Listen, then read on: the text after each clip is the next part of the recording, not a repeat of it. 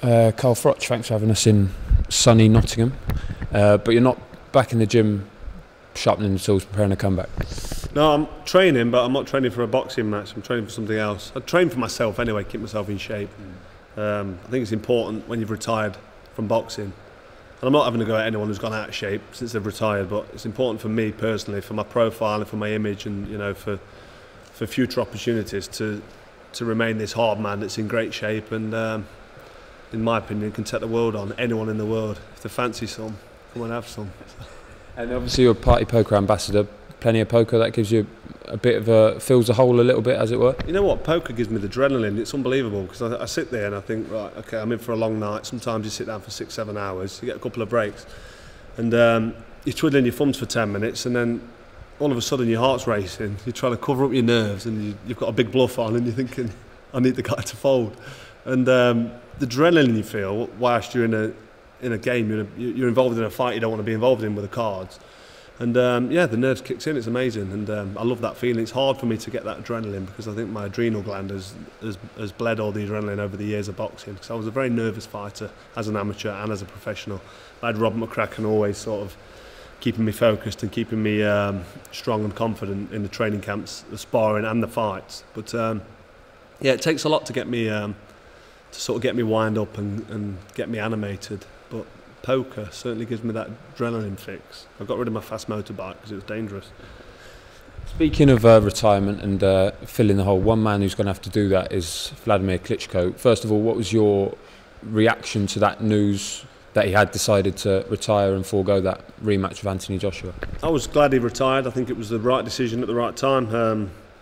I thought, he'd probably had a couple of fights too many. He lost to Tyson Fury, and then, when the AJ fight came along, I just thought, well, if he takes the camp really seriously, it's at Wembley. It's similar to when I retired.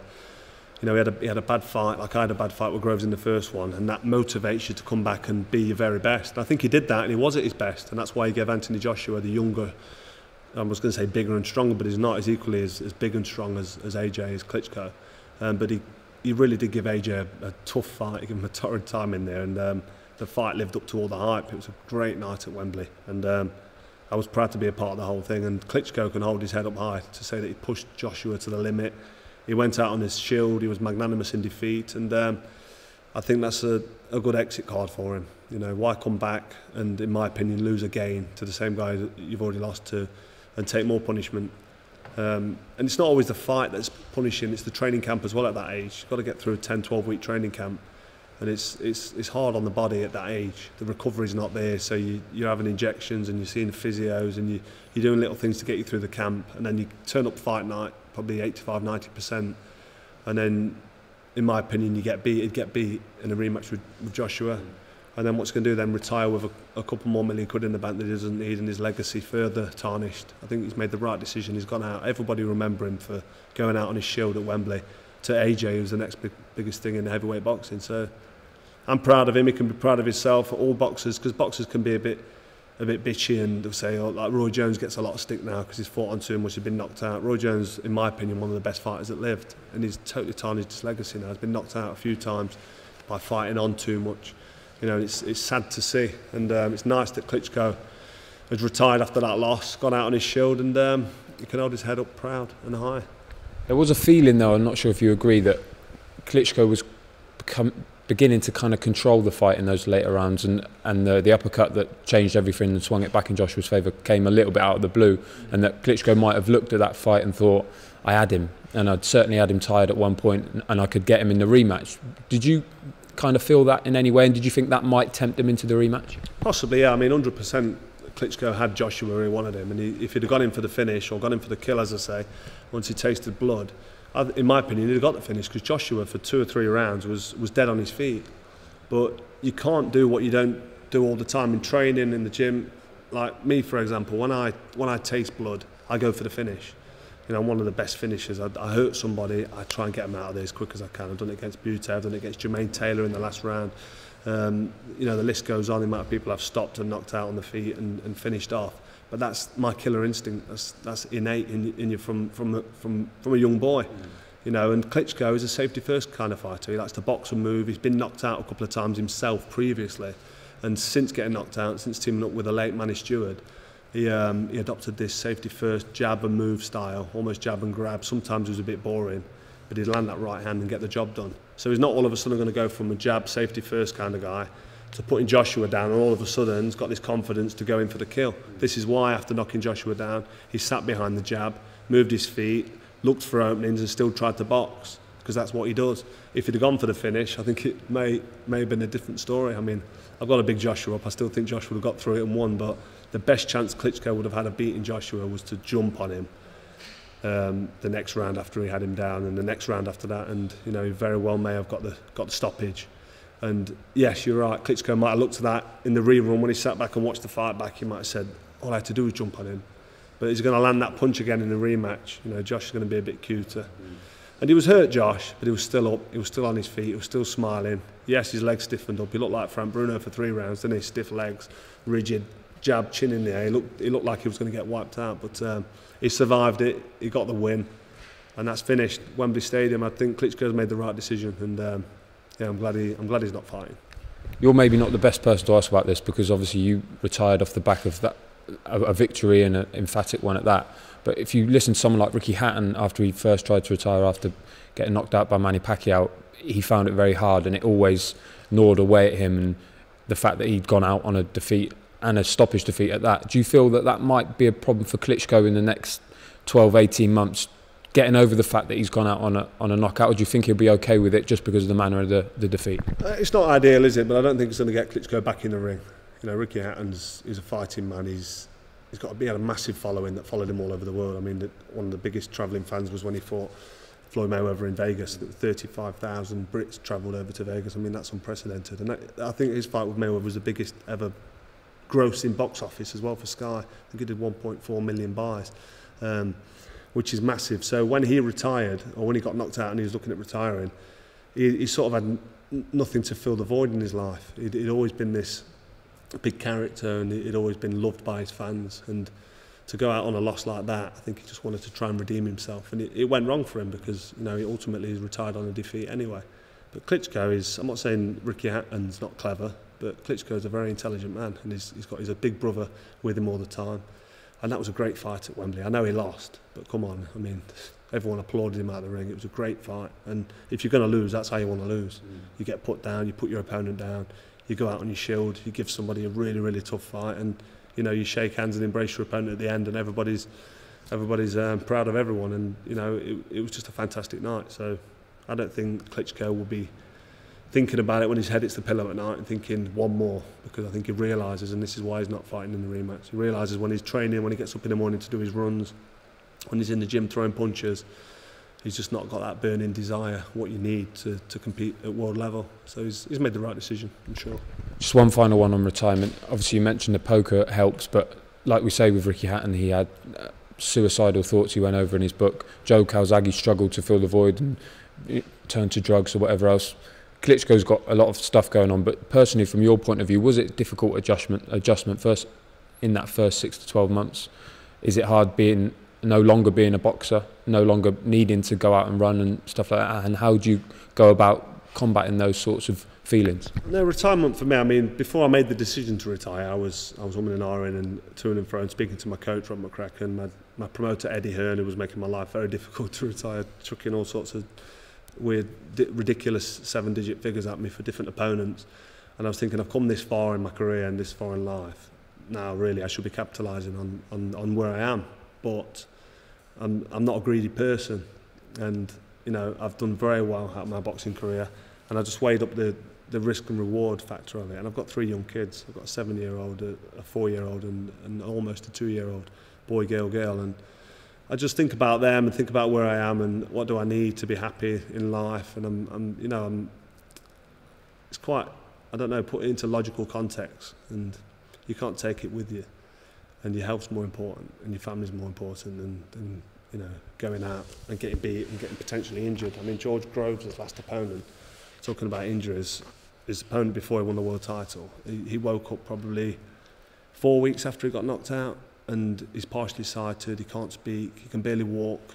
And you know, that's the reality of the fight game when it goes wrong. And no amount of money is going to put that right, unfortunately. So I'm realistic.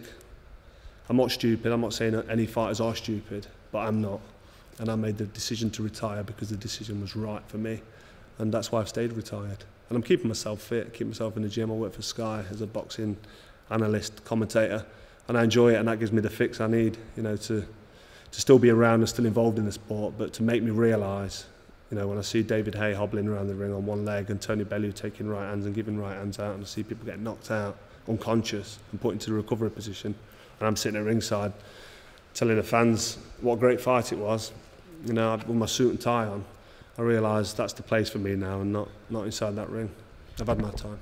Do you feel at all for Anthony Joshua and your old coach Rob McCracken that they didn't get that rematch? Not only the money, but also it could have been in Vegas. It would have been a huge event. Do you feel for them at all? Now it looks like they're going to be fighting Kubrat Pulev, and that opportunity for the second mega fight in a row has gone. It's hard to feel sorry for Anthony Joshua. He's probably made 20 million quid. He won a world title off Charles Martin, which was a vacant title that Tyson Fury vacated, and he had a couple of easy defences. He made him easy because he's a good fighter, and then he had an outrageous humdinger with Klitschko at Wembley, and he beat my 80,000 record. I'm not angry with him, but he did 90,000 at Wembley Stadium, earned a fortune. He's got his health, and he's doing really well.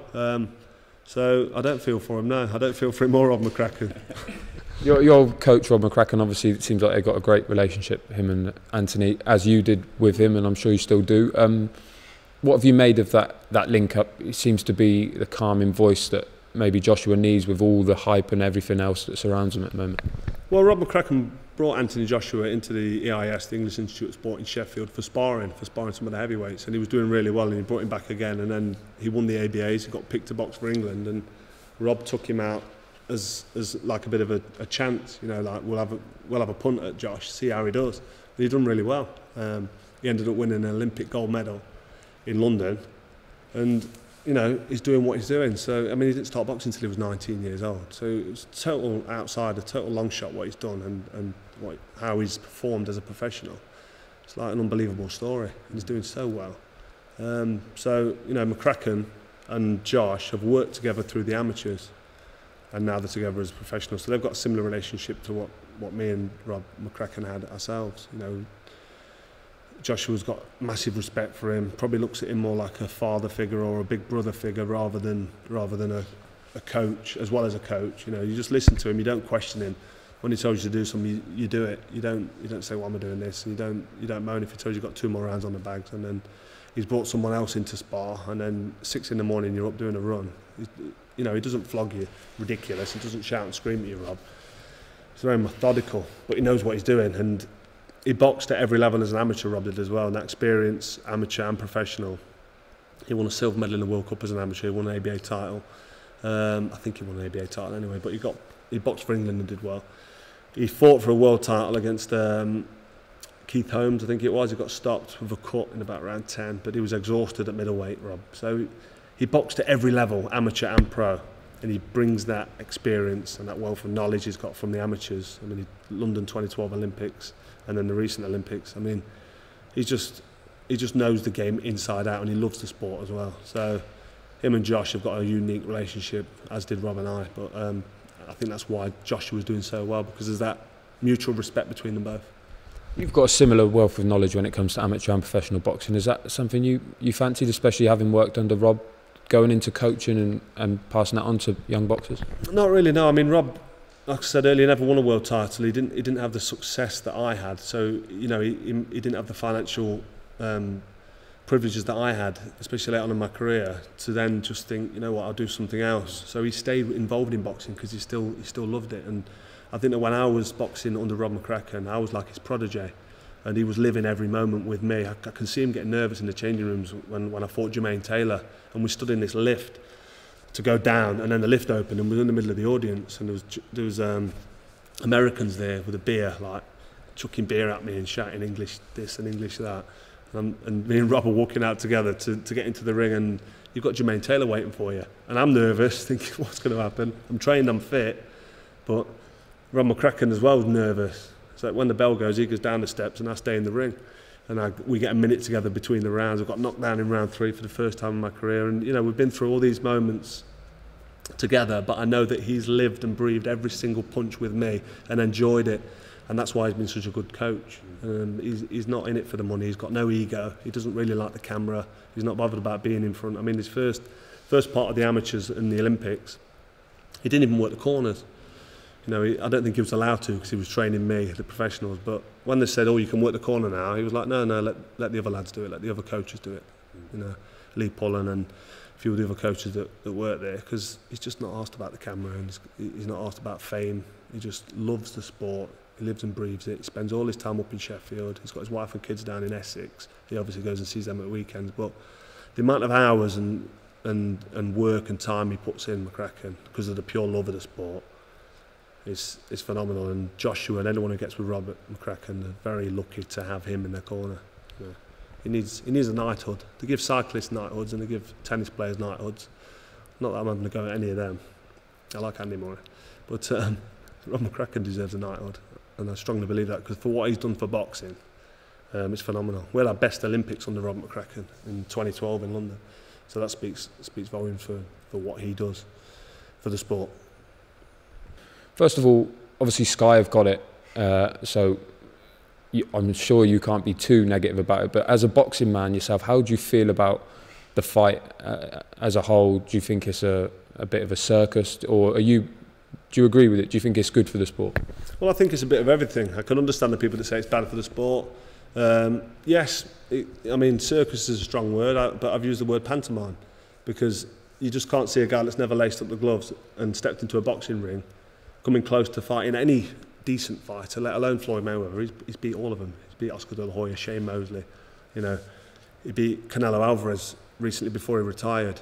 And you know, these fighters are top fighters that you wouldn't really give Conor McGregor a chance against, and Mayweather's beaten them.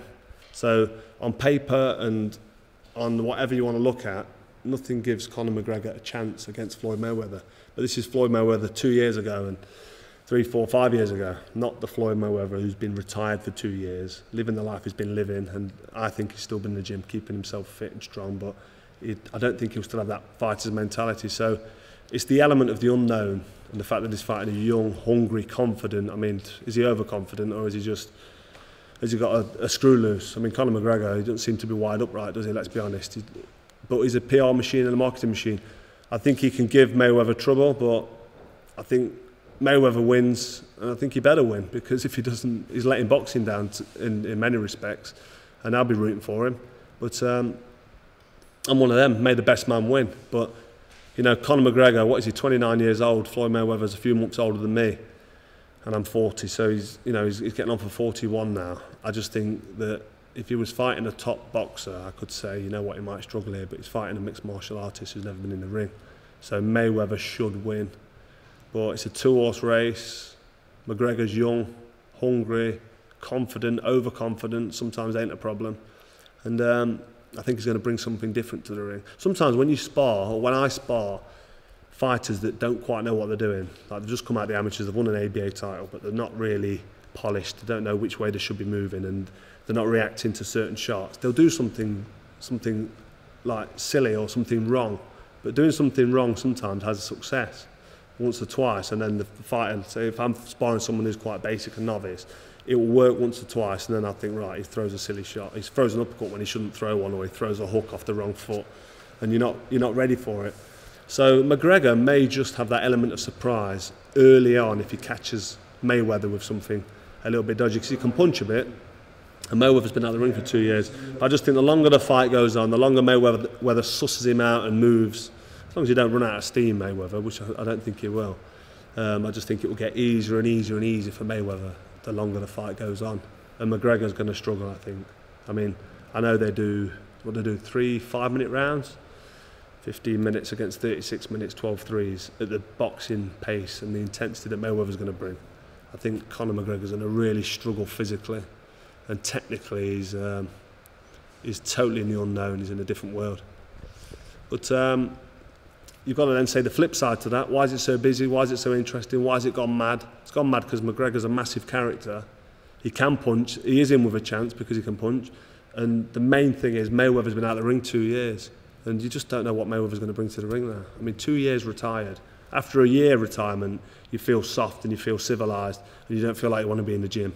getting banged about in sparring and going on the hard runs. So how he's going to make that change now back to being a hard, ruthless, tough guy fighter who needs to be mean, and you know how he is. I mean, he's defensive and he likes to move, but he can be offensive, Mayweather. He likes to throw shots and get involved. So you just don't know what Mayweather's going to bring, but you know what Conor McGregor's going to bring. But in the boxing ring, who knows? So it's the massive element of the unknown. It's fascinating, and may the best man win. But I think Mayweather will have too many skills in the locker to let McGregor trouble him. I really do. One final one, picking up on something you said there. Mayweather can be aggressive, but the last few fights of his career, he's been defensive and very good at managing the time, managing the rounds, because he's against good boxers. When it comes to Conor McGregor, do you feel like the onus is going to be on Mayweather to press the action, get him out of there perhaps, certainly not be defensive? Do you feel there's any pressure for him to really perform and not do what he's done for the last 3 or 4 or 5 fights? I do, yeah. I think there's massive pressure on Mayweather. If you're going to say there's pressure on anybody, everybody's expecting McGregor to lose. I know the Irish fans aren't, and the UFC fans are expecting him to do the job, but they're going to, aren't they? They're going to be really biased. But when you look at it in the reality of it, all the pressure's on Floyd Mayweather. He's coming back, he's taking a chance, it's a big gamble for him in terms of if it goes wrong. I mean, it's not a big gamble of it going wrong. The odds, he's a massive favourite, he's odds on. But if it goes wrong, the results of him, you know, the consequence of him losing can be devastating. It's really going to tarnish his legacy, and that's what he'll be remembered for. He's 49-0 at the minute. Is he 49-0? He wants the 50, doesn't he? He wants the 50-0. So if that doesn't happen for him, it's going to destroy him mentally, surely. So all the pressure's on him. So you can look at Mayweather can go in there and relax. Sorry, McGregor can go in there and relax, try and enjoy himself, try and force the pace and try and get something going. If he decides to sit back and wait, then Mayweather, yeah, he's going to be expected to force the action, use his jab, back Conor McGregor up and try and make something happen, or it's just going to look ridiculous. So this is what's so fascinating about it. How is the fight going to actually pan out and what's going to happen? But if McGregor tries to go forward and tries to land anything, I think he's going to really struggle. If Mayweather sits behind that jab and sits behind that defence. But how are people going to react if he does that for 12 rounds and stinks the place out, as they say? Well, what's the results of that going to be? It's not going to be good for Mayweather. So I think at some stage Mayweather's going to have to let shots go, be aggressive, be offensive. And you're right, late on in his career, he's not wanted to take that chance. But that's against decent fighters like Canelo and you know, the top level professional boxers, which he's not fighting now. But it's the whole unknown and the whole unsure, and you know, that's the fascinating thing about this match. And that's why everyone wants to go and see it. It's madness. It really is. I said the other day on Sky, it's like it's once in a millennium. You've got the best mixed martial arts fighter fighting who was the best boxer, and they're coming together in a boxing ring. It's going to change the game, I think. Hopefully for the better, not for the worst.